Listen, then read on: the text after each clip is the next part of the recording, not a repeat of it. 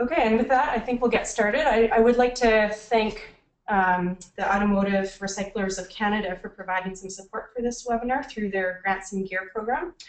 And now, with that, I'll introduce you to Chris Hill. So again, he's Senior Associate with Fleet Challenge, and he used to be the Fleet Manager of City of Hamilton's Public Works Department. He helped the city achieve Canada's first E3 rating. And he'll be teaching an upcoming 2-day classroom course on strategic fleet management through the EPIC Municipal Infrastructure Training. So this webinar, he'll be covering many of the key aspects from that course and kind of give everyone a bit of a one-on-one on those topics. So with that, I'm going to pass it over to. Thank you, Charlotte, and good morning or good afternoon, everybody, depending on where you're located. From the participant list, we see that we have people on the call today from Nova Scotia to British Columbia in Canada and in the United States as well. So I'm pleased to introduce to you strategic green fleet management for municipalities. The emphasis is on strategic for this, and with that, we'll get started. The course is being offered by EPIC Municipal Infrastructure Training, located in Toronto, or in the Toronto area, and will take place in October and November this year at 3 locations in Ontario. Additional locations across Canada can be arranged, and I will get into this before we end my portion of today's broadcast a little later on.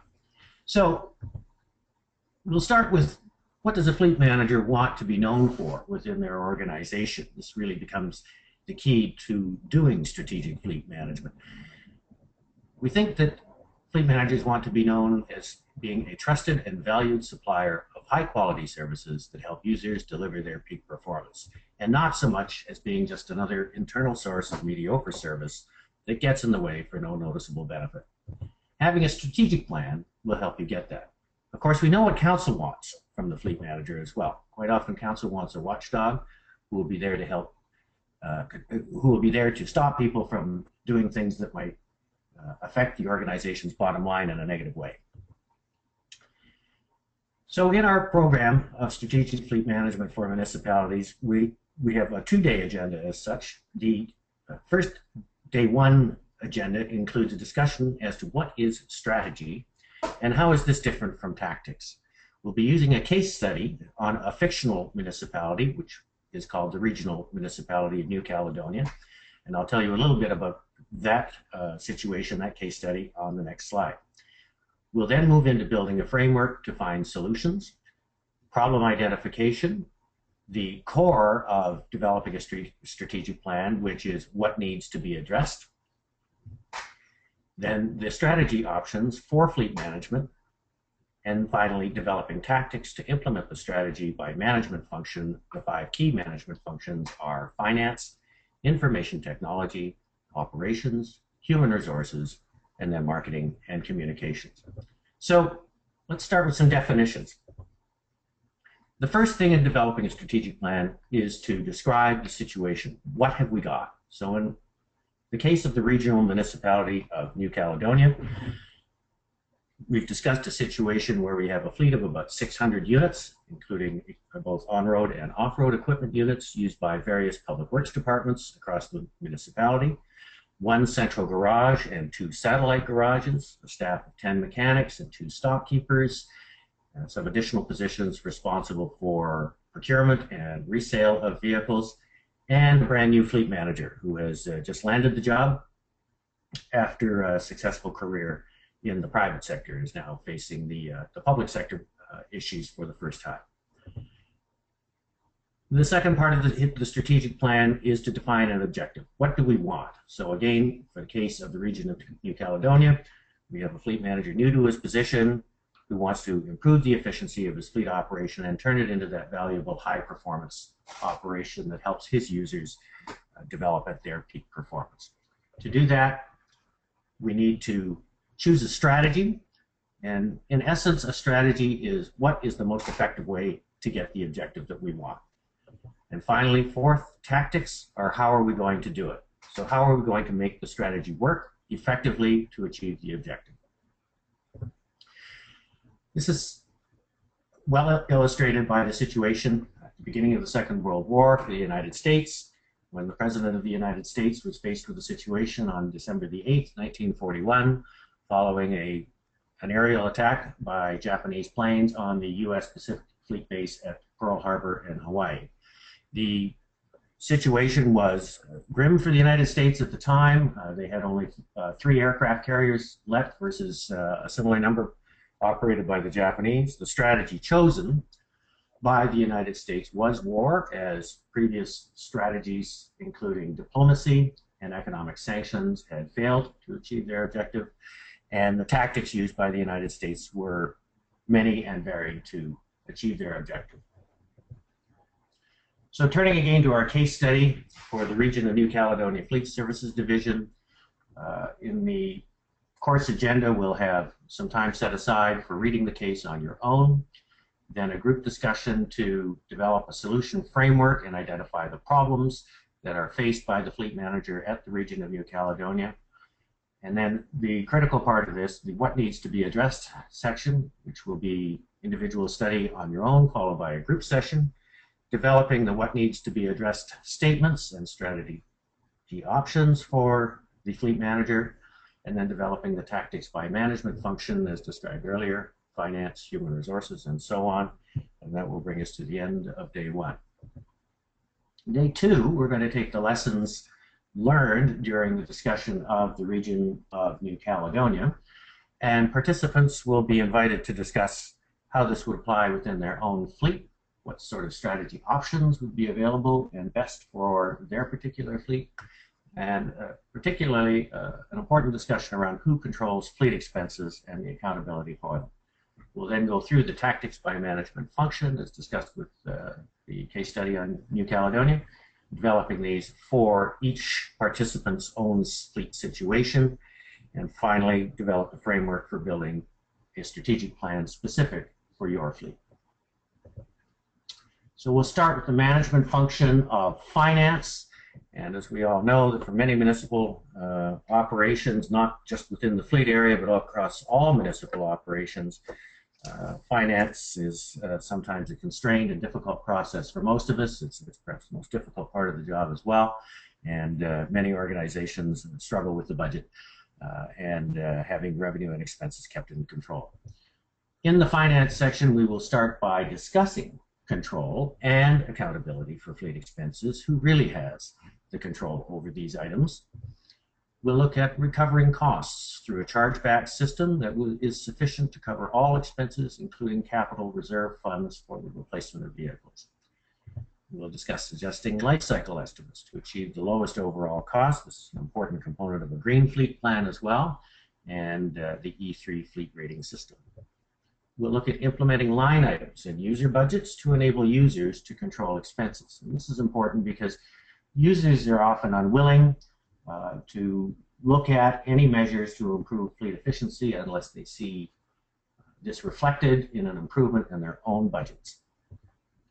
And finally, in this area, we'll look at investigating leasing as an alternative to cash purchase for fleet vehicles and equipment.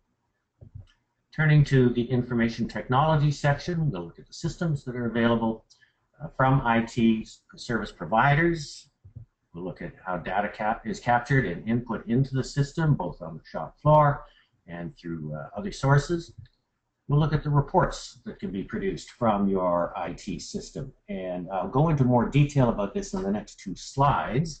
And you'll have a takeaway today on 8 key performance measurements that matter to your users. We'll look at how information technology affects budget management. We'll look at benchmarking as well. There are a number of benchmarking initiatives out there. In Ontario, where Fleet Challenge is located, there is a benchmarking exercise amongst 16 municipalities called OMBI for short. It stands for the Ontario Municipal Benchmarking Initiative. It is not just confined to fleet management, but actually covers about 35 operational areas across municipalities, and is a valuable source of information to show how municipalities vary and differ in terms of their cost measurements. So getting into performance measurements, I'd like to just discuss briefly why performance measurements often don't work. The first reason is that we don't understand the real purpose of performance measurement and what we're trying to drive from this. The second is that it's often written in corporate speak or what we say here, immeasurable language, and disconnected from strategy. It should be written in language that even a student in grade 5 could understand. The third is we can't find meaningful measures. We are quite often, as fleet managers, concerned about the performance of our own division. One area that fleet managers like to measure is mechanic productivity. That is the percentage of total paid time that is actually wrench time spent repairing vehicles. It's really a measurement that's only of interest to the fleet manager. If it was discussed outside of the fleet department, it's probably not of much interest to other sections of the city as well. I'll get into this in the following slide. Fourth, an ad hoc approach to implementing measures. Fifth, the situation of many municipalities that they feel that they sometimes have environmental or physical characteristics to their city that isn't found in any other municipality as such, and that creates specific constraints on their operations. Sixth, the reports don't reveal the information on performance that you really need. 7, reacting to point-to-point comparisons, comparing last month to the previous month, for example, versus looking for a longer-term pattern year over year. And finally, subjective decision-making just does not do the job of improving performance. So getting into what the user wants, your fleet user, whether it's in the Public Works Department or in the any other department that uses your vehicles, 8 key performance measures for your fleet. And again, these are all based on simple performance measurement using data that should be readily available at your fingertips. So the first thing we're looking for here is vehicles and equipment that are suitable, that are reliable for the user. Vehicles and equipment that is safe. Vehicles and equipment that are affordable. A vehicle fleet that is energy efficient. A vehicle fleet that is environmentally friendly. Vehicles and equipment that are available. And finally, a fleet that is compliant with legislation and recommendations. So how do we define these? Again, these measures generally are reasonably available for most fleet managers. If we look at vehicles suitability, for example, a vehicle that is not suitable, maybe one where the only hands that touch the unit during the year are your technician who goes out to perform the annual maintenance inspection for it. Obviously, the number of kilometers per year or hours on this piece of equipment, if they're extremely low, might be an indication that the vehicle or piece of equipment is not suitable for the job that the user department requires. Indication of reliability would be the number of work orders per year performed on a vehicle. Indication of a safe fleet would be the number of accidents per million kilometers or 100,000 kilometers traveled. An affordable fleet is quite simply the cost per kilometer or the cost per mile or cost per hour on the fleet, depending on how you keep these measurements. An indication of energy efficiency would be the fuel consumption in liters per 100 kilometers. An indicator of an environmentally friendly fleet would be calculating the greenhouse gas emissions per year, again based on fuel consumption. Performance measurement of availability would be the number of labor hours for maintenance performed each year. And finally, a compliant fleet in Ontario would be the fleet's CVOR rating. CVOR is an acronym for Commercial Vehicle Operators Rating System.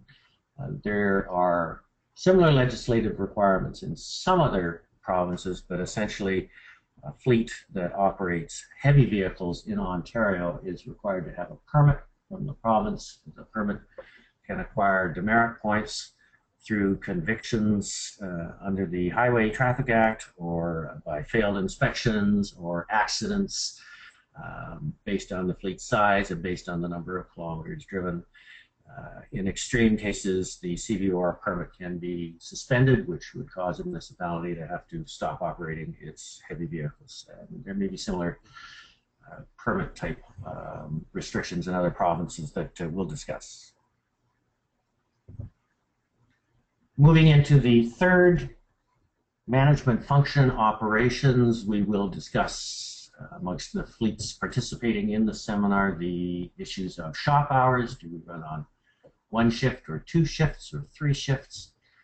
Which in-house mechanical services are performed by the fleet repair operation versus which are contracted to outside service providers? For example, oil changes, tires, specialized repairs. What's the priority for your municipality's operations?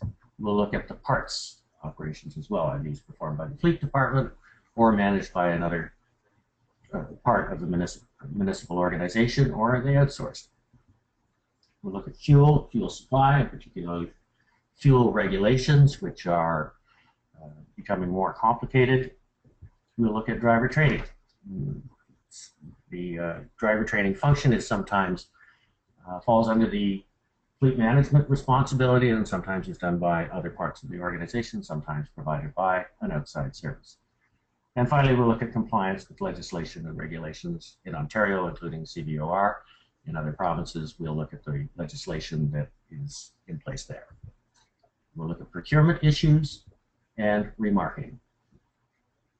Turning to human resources, we found in an operation that I was part of a while ago that was looking at the ISO 18001 standard for occupational health and safety, in a review of the hazards and risks to employees in our organization, it was felt that maintaining a high quality of life at work was perhaps one of the most important priorities for our staff, and we'll discuss how this is done in a human resources context in your fleet during this seminar as well. We'll look at labor relations with union staff, handling grievances and collective agreements, technical training for mechanics, dealing with non-union staff, and succession planning for the fleet manager's position. And in the final management function, marketing and communications, we'll look at creating, again, this very important fleet strategic plan, getting approval from senior management and council, creating a fleet advisory committee to involve stakeholders in fleet in your ongoing progress and decision making, creating a green fleet plan, and looking at potential participation in the E3 fleet program, the use of ISO standards in creating a high performance quality service for fleet management in your municipality. We'll look at membership in associations, including the E3 fleet program, NAFA Fleet Management Association, the American Public Works Association, and how that can benefit you and your municipality. So the dates for our course and the locations coming: October 7th and 8th in Sudbury, Ontario, October 28th and 29th in Kingston, Ontario, and November 5th and 6th in London, Ontario. So to register, here is our website address, www.municipaltraining.ca. And to inquire about having the course in other provinces, please send me an email. My email address is chehill@fleetchallenge.ca, or contact the E3 Fleet folks in Vancouver. And so that is it for my presentation. I hope we'll have time for some questions a little bit later in the program, but for now, I'll turn it back to Charlotte. Thank you. Thanks very much, Chris. We will do questions after Jim's presentation as well, but are there any questions right now that we can address before we move on to Jim? I don't see anything in the question box, but please raise your hand if you would like to get some clarification from Chris right now. Okay, I see nothing. I'm just going to switch presenters over to Jim here. So Jim Vanderwal is Senior Manager with the Fraser Basin Council's Climate Change and Air Quality Program, and he's going to discuss the E3 Fleet Program and how to use key performance indicators to assist with improving fleet management. So we heard from Chris about some of these key ideas around performance measures and using those for your fleet strategic plan. So Jim's going to go into a little bit more detail on how some of those measurements can actually be interpreted in your own fleet. So Jim, I'll just Unmuted. hand over the reins. Great, thanks very much, Charlotte, and thanks, Chris, for the overview. I think one thing that I wanted to say at the outset is one of the reasons we wanted to do this webinar with Chris was the importance of looking at a fleet's green fleet plan or activities as being part of an overall strategy, and that's really important for it to be successful, because many of these measures on their own won't be effective if we're just adding them on to a strategy that was developed without that green fleet thinking in mind. So I'll give just a very brief overview of E3 Fleet, but as Charlotte mentioned, specifically talk a bit about some ideas of how particularly the E3 Fleet Review can assist you in implementing and also developing your strategic planning. So we've been around for a while, E3 Fleet, and we have members across BC, Alberta, Ontario, and Nova Scotia. Chris was one of our early participants and indeed helped us in the development, but since then there's been some significant growth in different sectors and across the country. Probably many of you are familiar with this, but there are three ways that fleets can participate. We do have a membership function. So when you sign up, provided access to the newsletters, some back-end features of the website, as well as some networking and other activities like this webinar, and we're hoping to do more of that in the coming year.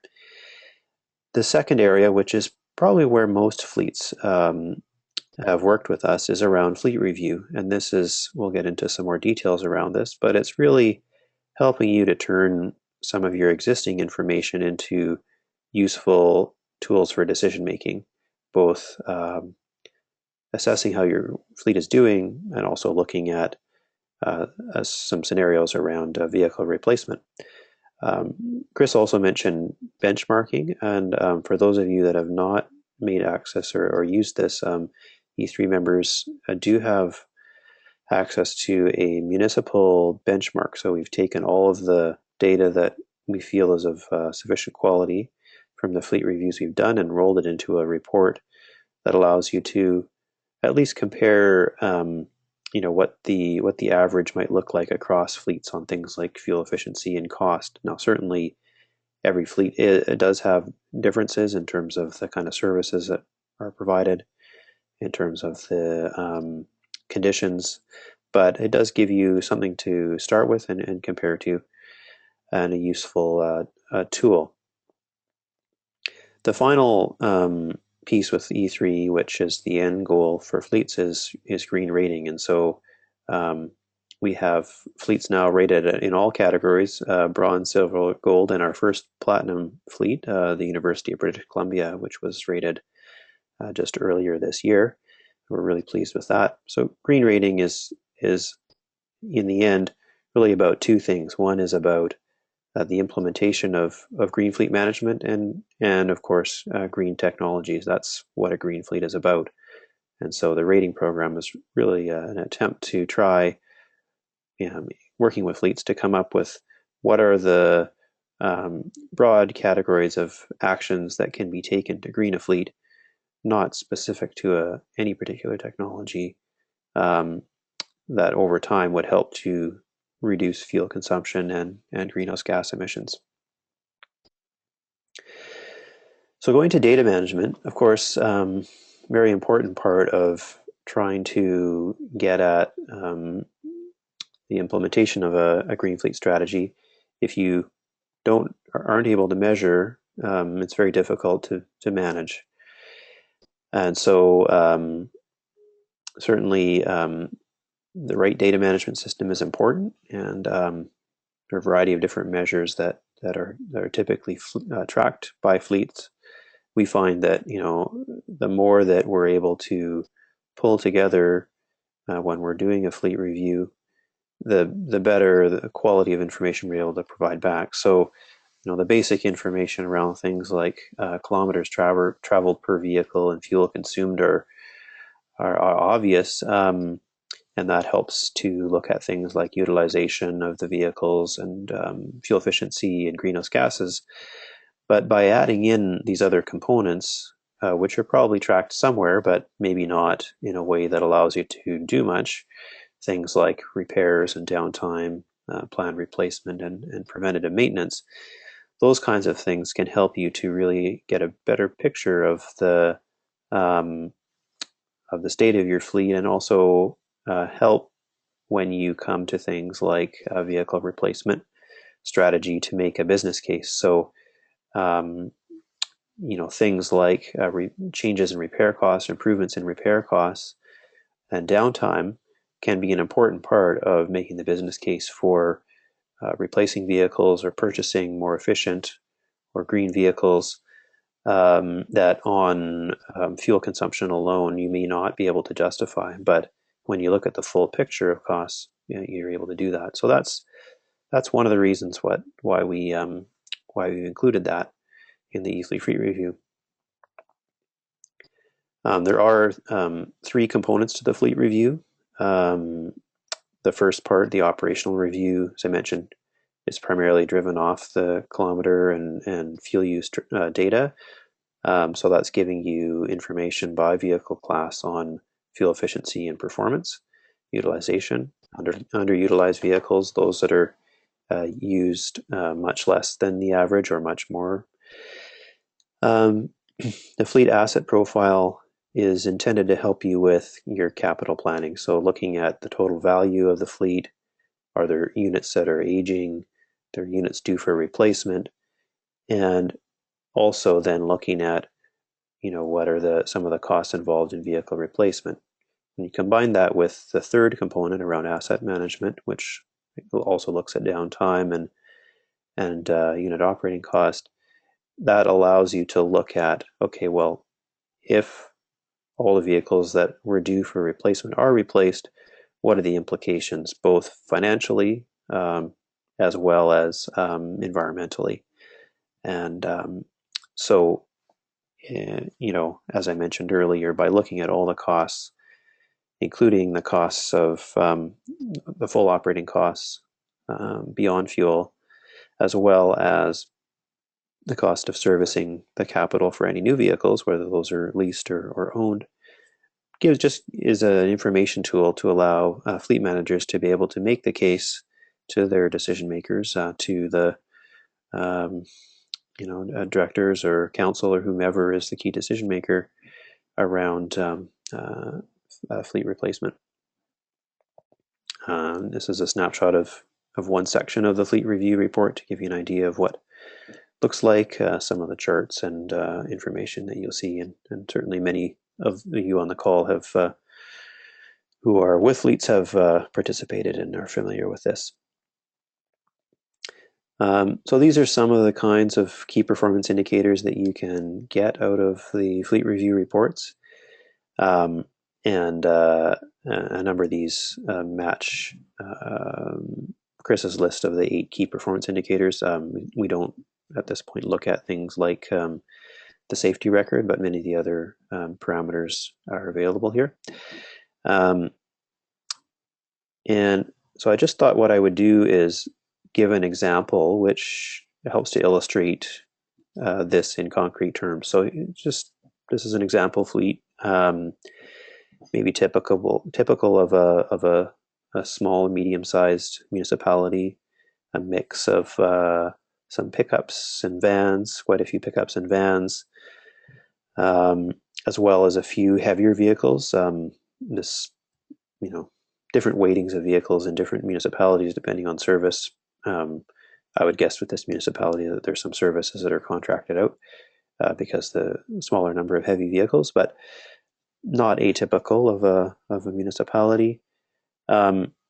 So the nice thing with this information is we're looking at a snapshot in time of 2 points in time when this local government went through a fleet review, and So you can see from the 2008 to 2010, there's some really clear trends that are coming out and looking at their key performance indicators. So a couple of tactics that this fleet was making use of in terms of trying to make improvements in the fleet in terms of both cost and greenhouse gases.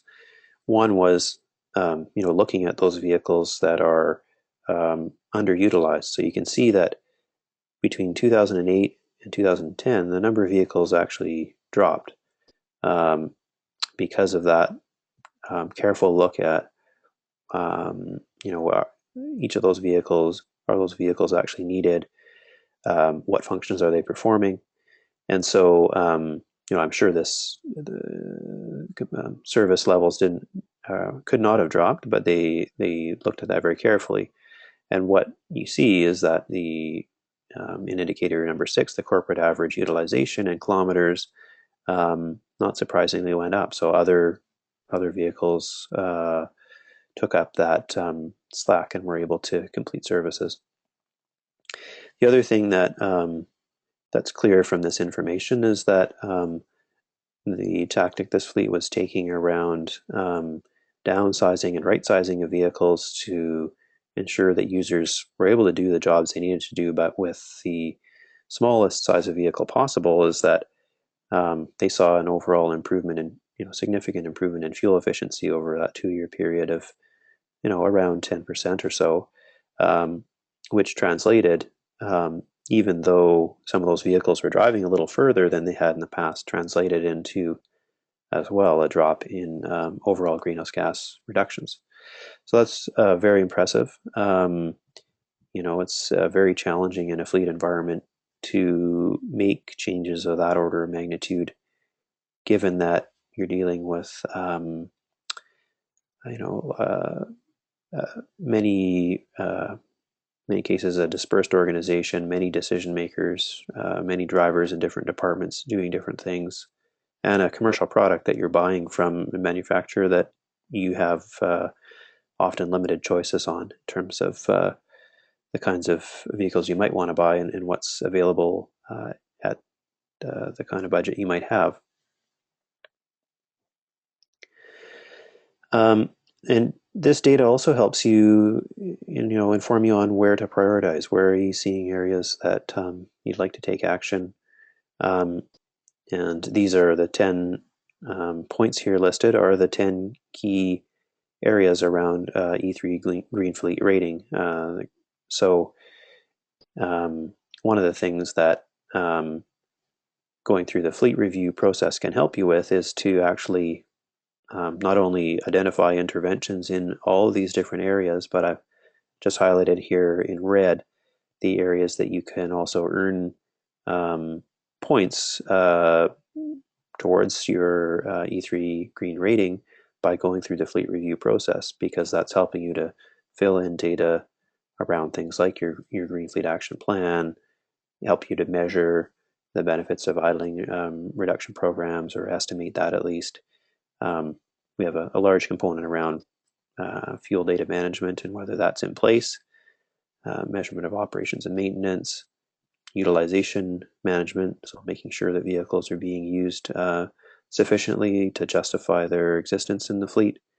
And then, the last two measures around green rating are really around improvements in fuel efficiency and reductions in greenhouse gases overall. So, those points come directly from your fleet review. So I'm just going to leave it at that, so we have plenty of time for questions for Chris and for myself. But I did want to mention, in addition to having the contact information here, if you want to follow up with Charlotte or I directly, there is an upcoming workshop in Vancouver for fleets that are in the area, or if anyone happens to be coming to the Electric Mobility Canada conference. The fleet is entitled Electrify Your Fleet. It's on October the 27th at the Sheraton Hotel. So there's a link there which will also make sure you have directly if you're interested in registering. So it's all around sharing the experience of fleets in adopting electric vehicles and discussing how, in some ways, this relates to the broader priorities along the Pacific coast on a goal of 10% of new fleet vehicles being zero emissions by, I believe, 2016. So I'll turn it over to Charlotte for questions.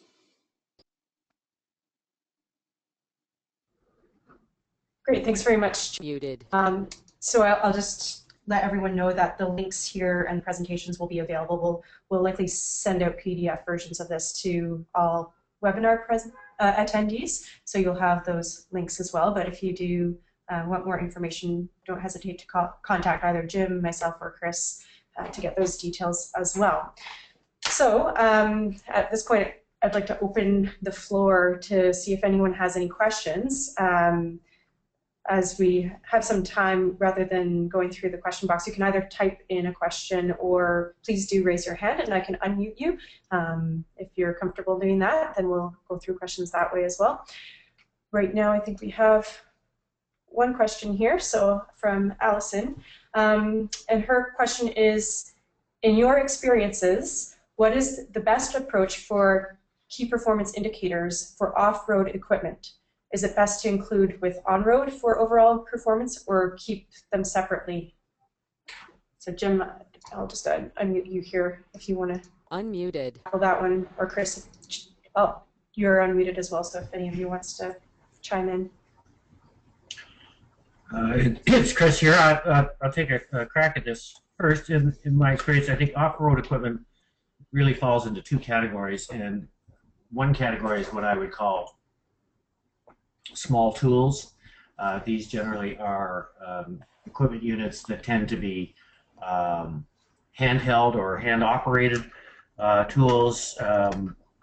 They can have wheels in the case of, say, walk-behind mowers, for example, but often we're talking things like string trimmers, chainsaws, leaf blowers, small mowers, small equipment of that sort, floor polishers used for interior maintenance and such. And this is just an entirely different category from the type of off-road equipment that we might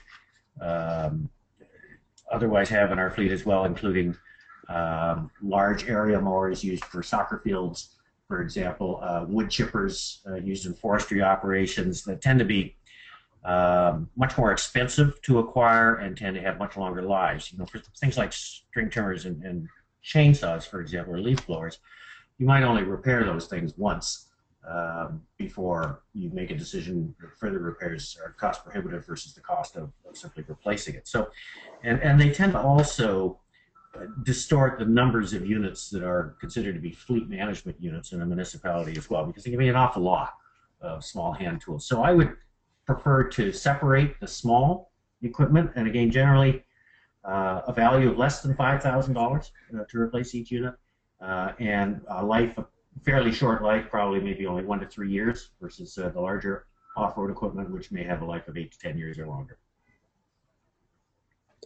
I was just going to add one thing as well, which is that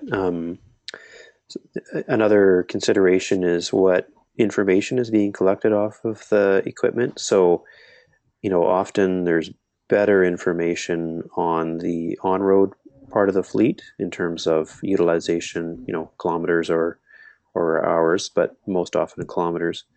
And sometimes that information is not great for the off-road equipment for a variety of reasons, or it's just not tracked. So, you know, it should be, in which case, you know, combining that into the same key KPIs is a good idea, but sometimes there's some limitations there, you know, in looking at what a municipality might have to start with. And so that means that you have to take a bit of a different approach with that equipment if you have less information about it. Yeah, and just to Jim's point there, some of the equipment just sits there and idles as a function of its job. So if you're including liters as per 100 kilometers as one of your key performance indicators, then you're not able to really compare a car to a piece of equipment. So it's going to skew your overall results. So in that case, if overall fuel efficiency is one of your key measures that you want to improve, you might want to keep it to look at the efficiency per hour of the engine for equipment, and then liters per 100 kilometers for the on-road vehicles. Okay, so does anyone else have any questions? I don't see anything pop up yet, but please raise your hand if you do.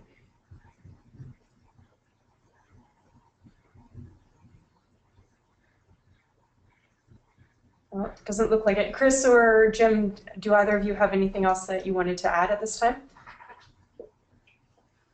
Thank you, Charlotte. I think that's it for me. I'm again happy to answer any questions that some of the audience wants to send to me directly. It looks like there's a question there. Oh, yeah, a question just came in from Khaled. So his question is there an opportunity for E3 Fleet Challenge to help us incorporate some green measures or key results in a benchmarking program like OMBI?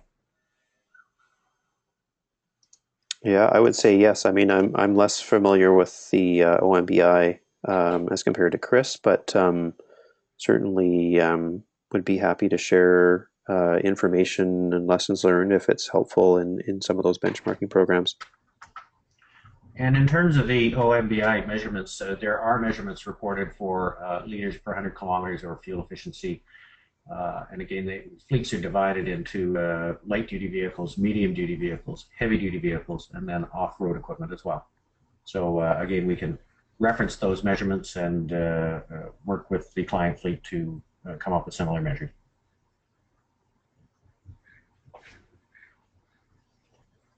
Okay, last chance for any other questions to come in.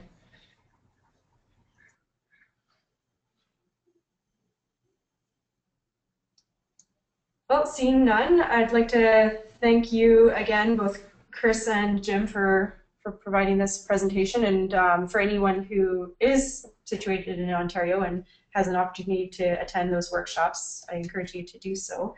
And also for any fleets who are situated out in BC and who have the opportunity to participate in the half-day workshop for electrifying fleet. Again, registrations are open for that as well. So we'll send out the presentations to the group, and please don't hesitate to contact us if you have any other questions. So thanks very much, everyone, and enjoy your days.